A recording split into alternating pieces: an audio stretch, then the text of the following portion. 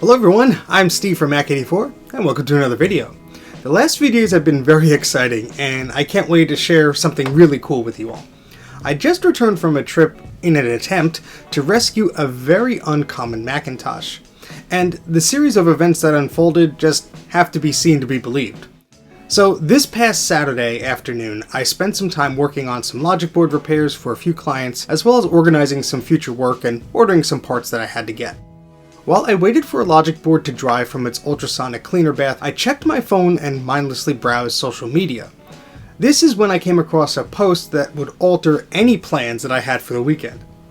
The Facebook post I saw was only about 15 or 20 minutes old when I found it, and a member of the Low-End Mac Facebook group shared this photo of a Power Macintosh G3 all-in-one computer, commonly referred to by collectors as the Molar Mac due to its bulky resemblance to a tooth.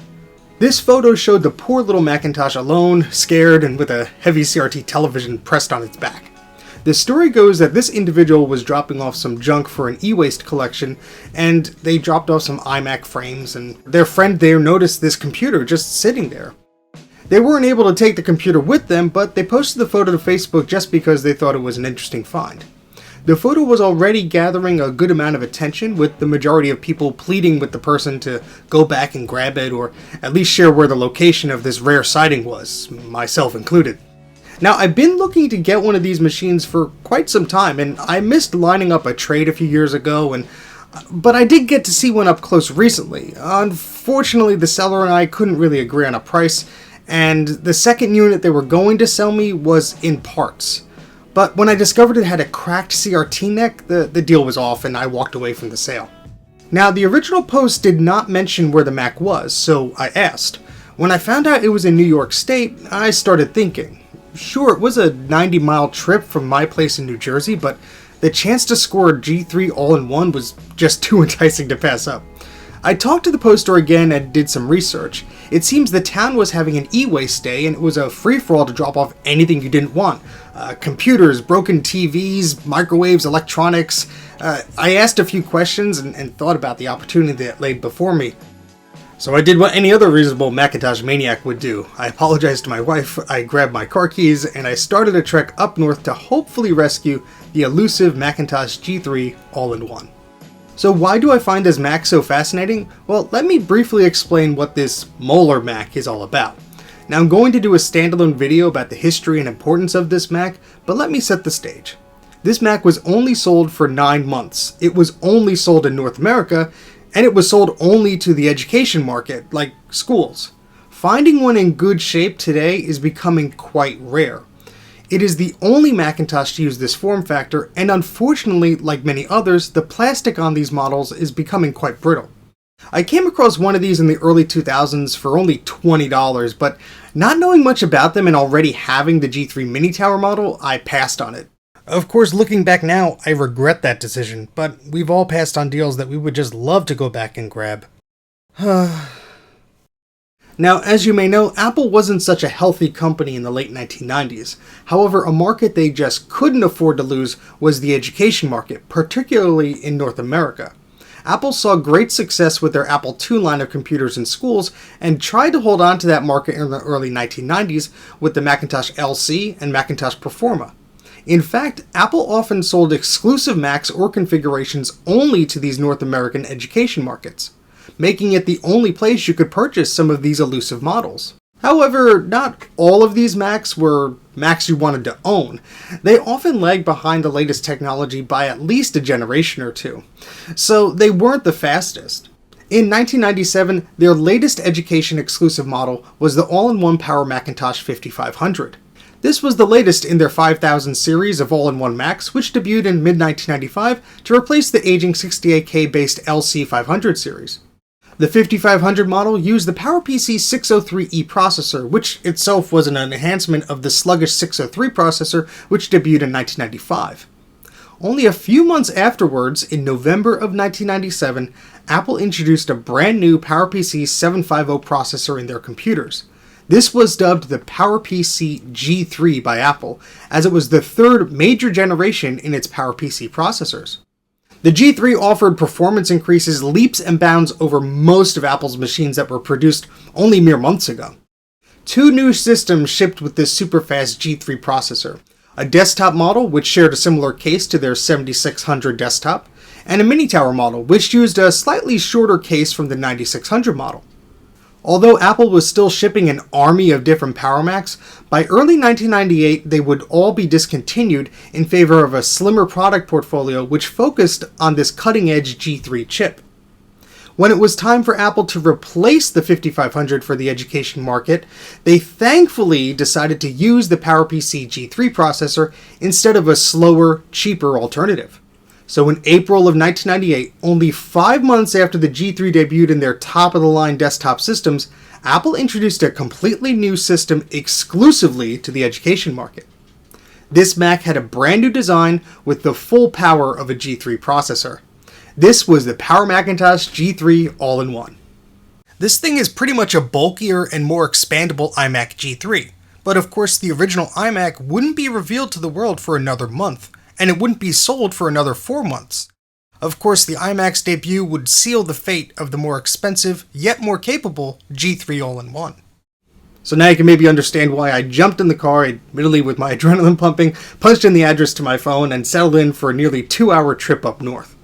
This whole time, thoughts kept racing through my mind. Was the G3 still going to be there when I arrived? Was it still, raining up there because it was raining in the area earlier that day? Was it just the case of the computer? Was the board still in it? Was the back destroyed? What if the CRT was broken? Why would I even be allowed into this place? It was an eWaste place. It was a dump place. Was it going to be closed by the time I was there? Would I be chased off the property because I was rummaging through some of this stuff? And what other stuff could there be there? As I neared my destination, the sun was setting, giving me a beautiful scenic drive and a rare serene opportunity to enjoy the changing of the seasons. But unfortunately, it was getting dark. When I exited the highway, there was some traffic, but thankfully, it wasn't too bad. When I finally neared the eWaste dump site, my heart sank. It became clear to me that when I saw this thing, that there was no way I was going to park my car in there. There were traffic cones blocking all the entrances from the site, and it was closed. Looking back at the flyer I found online about this eWaste day, it listed that there was a 3 p.m. deadline for drop-offs. So they likely wanted to discourage anybody from dropping off stuff in the dark or rummaging through to grab goodies to take home. To make matters worse, the site was much larger than I expected. Since there was no fee to drop off electronics, it seems everybody nearby took the advantage of this opportunity. There were piles, and I mean piles of stuff 4 to 5 feet tall. TVs, computers, microwaves, toasters, DVD players, tape decks, speakers, refrigerators, anything loosely considered an electronic, well, people dumped it there. Since I couldn't park close by, I found the nearest parking spot available and parked my car. I made my way on foot to the eWaste site.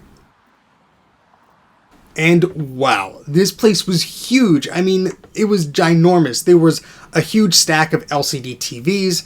There were a few Sony Wega CRT TVs just sitting there, a pile of PC desktops and laptops and all sorts of stuff. Now, if I do say so myself, I am pretty eagle-eyed at yard sales. I can often spot the corner of something from a distance far away and immediately identify it. So it was like I was training for this event for my entire life. I did walk swiftly around the dumpsters and just try to look for anything that stood out. It looked like from the photo of this thing that maybe it was on the outskirts, but it was very hard to tell. I did my best to keep focused, even passing by sealed boxes of enticing electronics.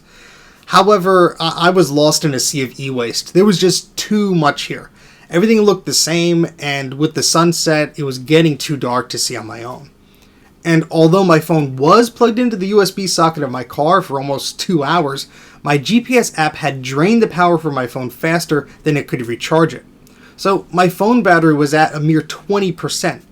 Using the flashlight to look around would greatly diminish my capacity to take photos or videos to document this event, which I promised my wife I would do to document the trip for this video.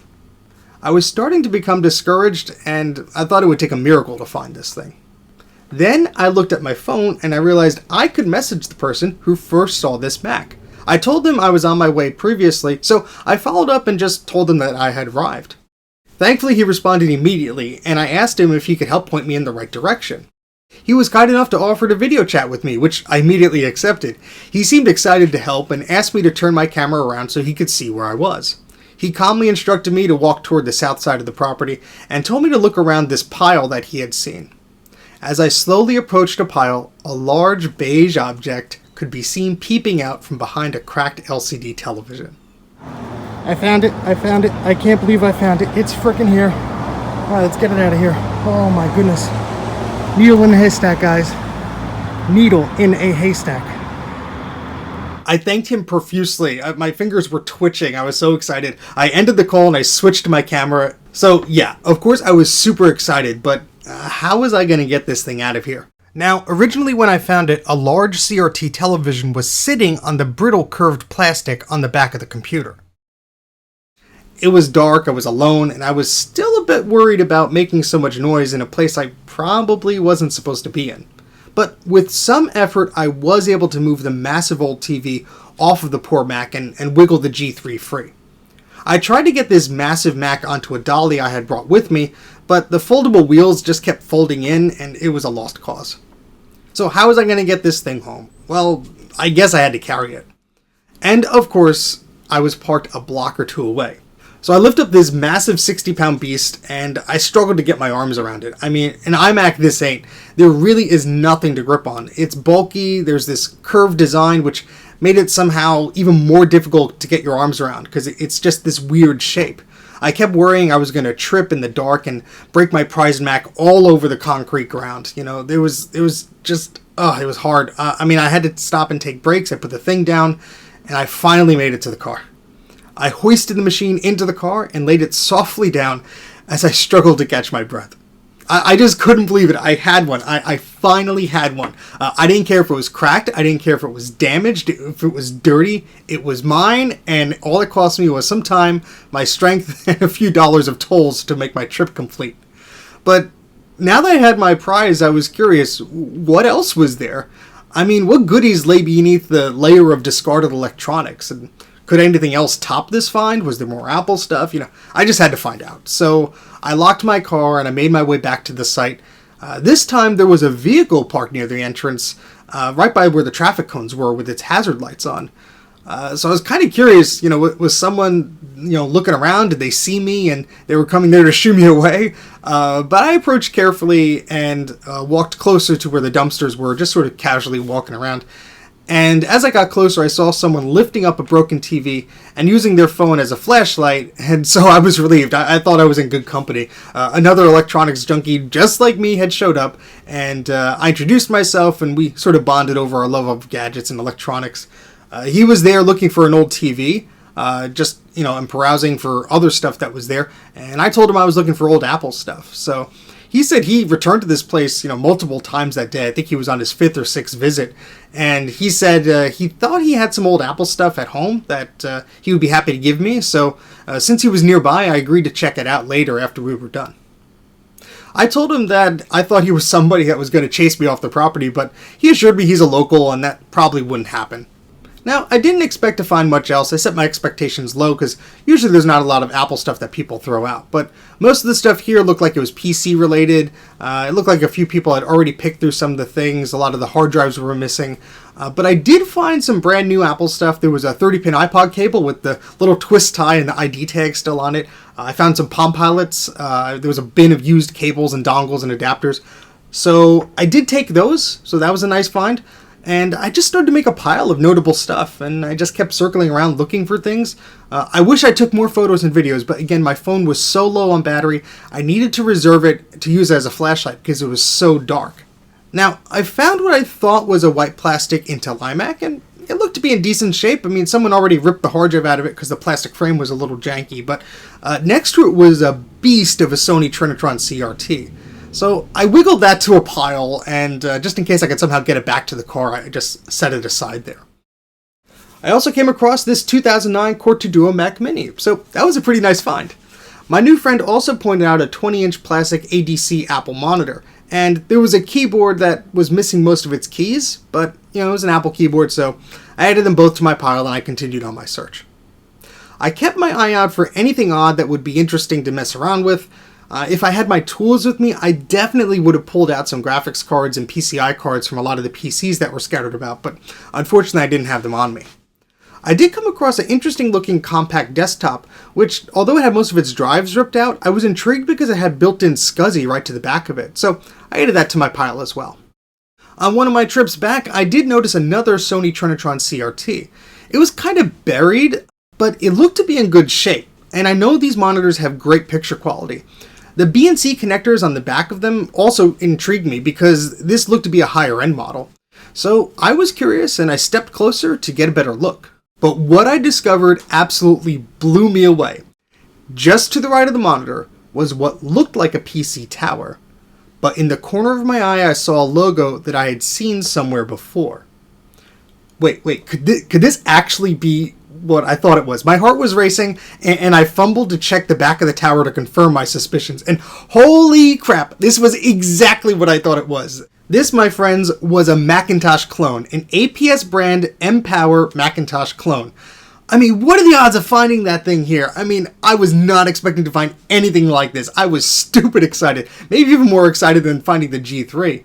While I was doing research for my upcoming video series on the Macintosh clones, I did see a photo of this case, and if it wasn't for that, I would have just passed this machine on by because it looked like just any other PC in a pile of beige towers. There was just a sea of them.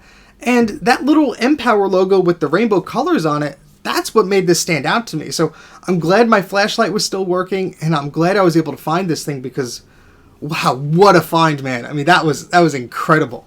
So I was able to fish it out from the pile of junk that was there, and I hustled it back to my car. So if these were the only two things that I found, I was more than happy to walk away with that. I mean, that made the trip well worth it just on their own. So after I calmed myself down a little bit, I went back to the site and rummaged around more, just hoping to see what else was there. I mean, nothing could top those two things, but it never hurts to take another look. I did end up going back to where I saw that G3 all-in-one, and I unearthed a silver cinema display that was in the photo that I saw on Facebook. It was scratched up and it was pretty beat up, but I took it home even just for parts because it looked kind of sad just sitting there. But right next to it, I did see a beige ADB cable, and I followed that cable to find an Apple keyboard, a mouse, and an L-shaped power cord. This was probably discarded with the Power Mac G3. So somebody left an entire set of a computer here. The complete all-in-one package was just sitting here, waiting for somebody to find it. So I took some time to help my friend get a TV that he found into my car, as it couldn't fit in his, and we proceeded to look around a bit more. But by this time my phone was dead. Thankfully his still worked, so we used that as a flashlight. And he started looking around for more Apple stuff for me, and he actually found an eMac that was buried behind some TVs. And I really wasn't interested in it until I saw it had the plastic swivel stand. So I'm like, all right, why not? What's another eMac? So he helped me drag that out, and we brought that back to the car. I also found an oscilloscope, which was pretty bulky, but it seemed to be an LCD instead of a CRT, unless it was just overly light. But unfortunately, in the chaos of it being dark and everything, I kind of forgot about it and left it behind. There was an IBM Selectric typewriter, which I did find and take home, because even if I could use it, well, I could find someone that would enjoy it rather than letting it get scrapped. Now, I did spot another monitor. This time it was a ViewSonic monitor. Again, another well-made CRT monitor. This is a good brand that I've always seen advertised. And it looked to be in much better shape than the Sony monitors. There weren't any cracks or anything on it. And I checked the front glass and found no major scratches or cracks, even though it was, sitting on its face. So I shuffled that around and somehow made that back in one piece to the car, even though it was heavy. Thankfully, it wasn't as heavy as the other Sony monitors were. My new friend found yet another Mac for me, and this time it was a Graphite G4 Tower. It was a dual processor 450 MHz gigabit Ethernet model, so I couldn't say no to that, and we stashed that away near my vehicle also. But thankfully that had handles, so that was a bit easier to carry. So after rummaging around for like 2 hours in the dark and giving our muscles a workout, we decided to call it quits. I drove to his house nearby and unloaded the TV that I had stored for him, and I was getting ready to leave, and he comes out and hands me this. This was a Power Mac G5 Tower that he had picked up, and I have a few of these machines, but I only have one that works, so I'm glad they accepted this Mac because, what's one more? We could build a cluster of them one day, maybe. So I thanked him for his help, and I started on my way home. On the way, I called the Mac Yak guys, and I told them about some of the goodies I had found, and we were geeking out a little bit. But I kept thinking to myself, like, would any of the stuff that I got work? Like, what if it didn't work? What if those big monitors didn't work and I was just, wasting my time and energy lifting them into the car? It was, there's usually a reason why this stuff is dumped there. Either the person doesn't want it anymore and it works perfectly fine, or it's junk and they just want to trash it, So it's always a gamble picking up this stuff, but at least it was free. Thankfully, the trip home seemed to go pretty quick, and although by this point my body was like aching from digging around and carrying those massive monitors and computers all over the place, it was kind of nice to just like be sitting in a car and not moving and be relaxed for a little bit. Alright, so here's a list of Macintosh goodies that I picked up. First, there was the Power Macintosh G3 All-in-One. I mean, that was the whole reason I made the trip there. Then was the M-Power APS Macintosh clone, so that was really cool. The Power Mac G4, that's the AGP model, the dual 450 megahertz one. Then there was the Power Mac G5 that my friend gave me, so that's a 2004 dual processor. I think it's a 2 gigahertz model. Then there's the eMac, that's actually a 1.42 gigahertz model, and yeah, it has a swivel stand, so yay! And then there's the Mac Mini, that's a 2009 Core 2 Duo model. And the model that I thought was an iMac Intel 20-inch was actually an iMac G5, so I didn't have an iMac G5 20-inch, so that was a great thing to pick up.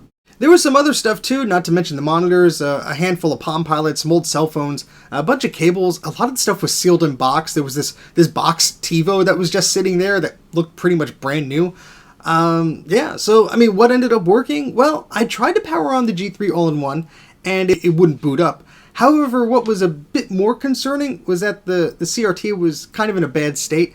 I mean, it was lighting up, it wasn't making any weird noises, but it was very odd, and the picture almost looked smeared, and there wasn't a lot of color into it. So I was a bit worried that maybe I was stuck with a bad CRT. But since there is a video output on this thing, it wasn't the end of the world. I did take a quick look inside as I was curious on how similar it was to the G3 desktop machines, and I noticed this cable appeared to be loose, so I snapped it back in. I wonder, could that have been the issue? It is plugging into the video personality card, so I tried to turn the machine on again just to see if it made a difference. And yes, it did! Wow, apparently that was the only problem. It turns out that cable is an RGB video cable, and it plugs directly into the personality card, so securing it did the trick.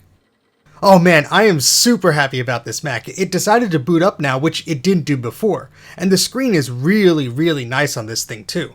I'm very, very glad this works. I'm just so increasingly pleased with this lovely little G3 All-in-One. I'll definitely be doing more videos on this Mac in the future. Next, I tried the APS Mac clone. This thing actually had a few extra cards installed. There was a twin turbo 128 video card, an audio AIO card, and a Farallon Ethernet card. It was kind of a pain to figure out how to open the case because I wanted to see those cards inside. So it turns out you have to remove the faceplate and then you could remove the side panels. So that was kind of weird. There was a hard drive installed though, and the thing booted right up to macOS 8.6. So although this clone and many other clones weren't officially licensed by Apple to run macOS 8, that didn't stop this owner from installing macOS 8.6 on this Mac clone. The Power Macintosh G4 did not have a hard drive, but when I turned it on, it did start up and I saw the flashing little question mark folder, so that was a good sign. The same goes for the Power Mac G5. It turned on and gave me a nice healthy bong. Unfortunately, the hard drive seemed to be dead, or at least there was no OS on it, so yeah, I'll probably have to be replacing that. I'll most likely do a few live streams where I test out some of these machines further, along with some of the other items that I picked up. Oh, and about those CRT monitors. Well, the funny thing is, they all worked. That's right, every single one of them I picked up actually worked. I was very skeptical because some of them had some pretty bad cracks in the plastic, but they all turned on. There were no explosions, no sparks. I mean, I actually turned on some of them outside because I was a little bit worried about what would happen. But I'm very excited that they work, and after my back has rested a little bit, I think I'll tinker around with them a bit more. So I'm very, very thankful for everyone that helped me locate this machine, and I'm very gracious to have been able to make this trip up there and rescue those computers. I mean, I can't believe that I finally have a Macintosh G3 All-in-One, and that Macintosh clone, that's just the icing on the cake. I mean, I know in some ways it's more exciting than the G3 All-in-One, so that was really cool to find. I just never would have expected to find anything like that up there, so it just blows me away. So I hope you enjoyed this video of me taking a trip up north and rescuing these Macintosh computers. If you like this sort of stuff, please consider subscribing to the YouTube channel. Make sure you hit that little notification bell too, because that'll let you know when I do a live stream or release another video like this. Make sure you hit that like button as well, as that helps our channel grow. If you want to follow me on Twitter or Instagram, my handle is Mac84TV. And if you'd like to support the channel on Patreon, well, you could do that as well. Just go to patreon.com/Mac84, and for as little as $1 a month, you get exclusive access to behind-the-scenes goodies, videos that come out there before anywhere else, discounted shirts, and a bunch of other cool stuff. But that's it for now, so thank you very much for watching, and I'll see you right here next time on Mac84.